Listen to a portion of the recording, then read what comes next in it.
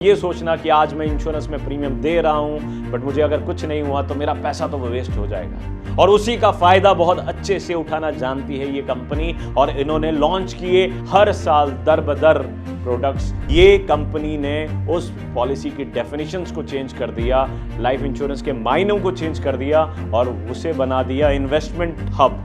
36,000 करोड़ से भी ज्यादा की प्रॉफिटेबिलिटी को आफ्टर टैक्सेस बुक करने वाली ये कंपनी इतनी बड़ी कैसे बनती जा रही है।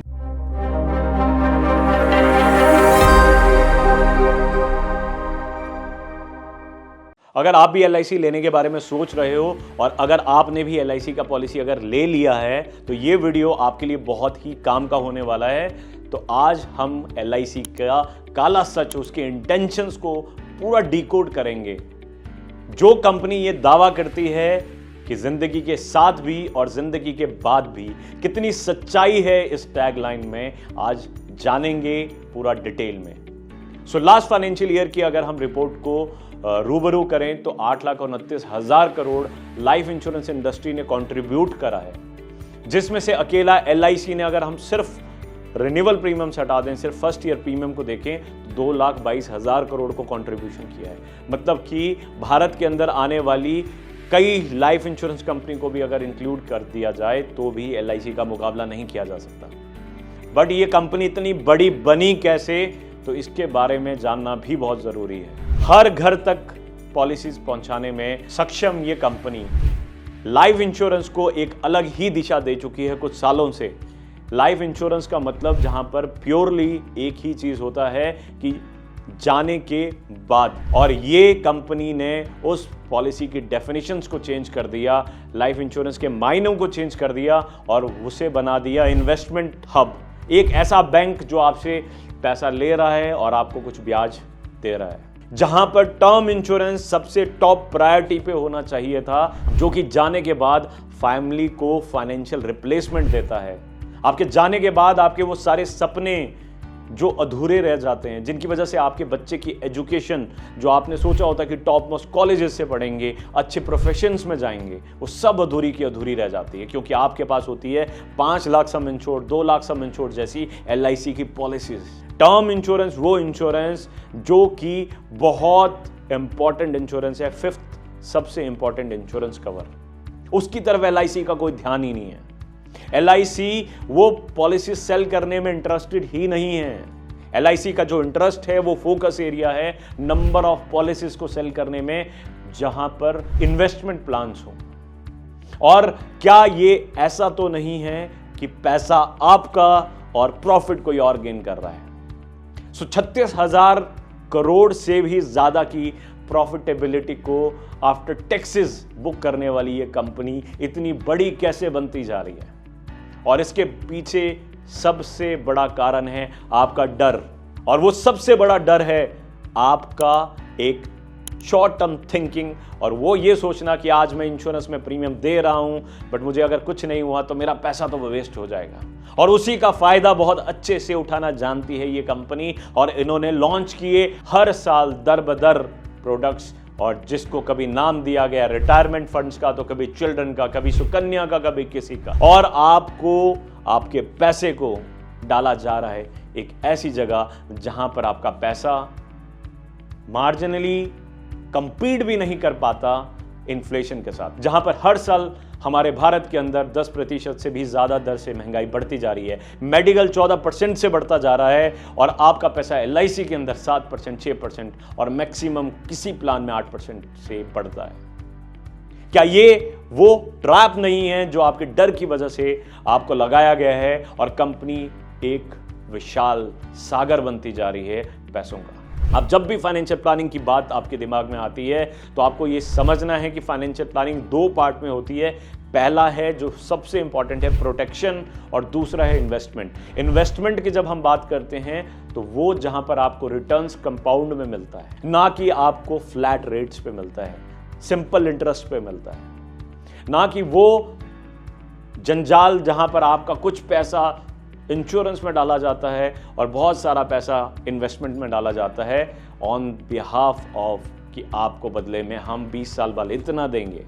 महंगाई 5 साल में, 7 साल में, 8 साल में ज्यादा से ज्यादा 2 गुना हो जाती है और आपका पैसा 2 गुना होता है 25 साल में होता है। ये कंपनी ना जाने क्यों सबसे इंपॉर्टेंट टर्म इंश्योरेंस को इग्नोर करते जा रही है।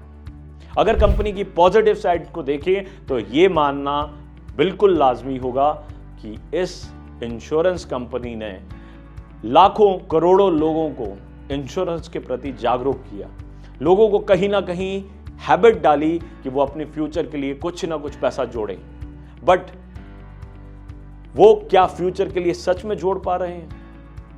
एक एग्जांपल देता हूं कि आज 2025 में हम खड़े हैं। 2018 में जब मैं शादी और घर दोनों एक साथ बनाने का ठान लिया, दोनों चीजें क्लैश हुई और बहुत सारा पैसा इन्वॉल्व हो गया और उस समय हमें बहुत ज़्यादा ज़रूरत थी। तो मेरे फादर ने मुझे कॉल करके कहा कि बेटा डरने की कोई बात नहीं है, मेरी 22-23 पॉलिसीज हैं जो मैच्योर हो रही हैं। तो मुझे लगा कि 15-20 लाख रुपए की एक अच्छी फाइनेंशियल सपोर्ट हमें मिलेगी और जब जाकर देखा तो मैच्योरिटी वैल्यू 1,43,000 रुपए थी। जिसने भी वो पॉलिसी मेरे पिताश्री को 20-25 साल पहले दी थी, उस समय उन्होंने कहा कि लाखों मिलेंगे, बट वो लाखों उस समय अच्छे थे, बट जब वो मैच्योर हो रही है तो उस 1,43,000 का हम क्या करेंगे। वैसी ही आज पॉलिसीज हम बहुत सारा हैवी प्रीमियम पे करके प्लान कर रहे हैं। 25 लाख रुपए का सम इंश्योर्ड, 10 लाख रुपए का सम इंश्योर्ड, हद से हद 50 लाख रुपए का सम इंश्योर्ड। तो अपने पैसे को सही दिशा देना आपका फर्ज बनता है, क्योंकि आपके बच्चों को नहीं पता, they are not enough mature.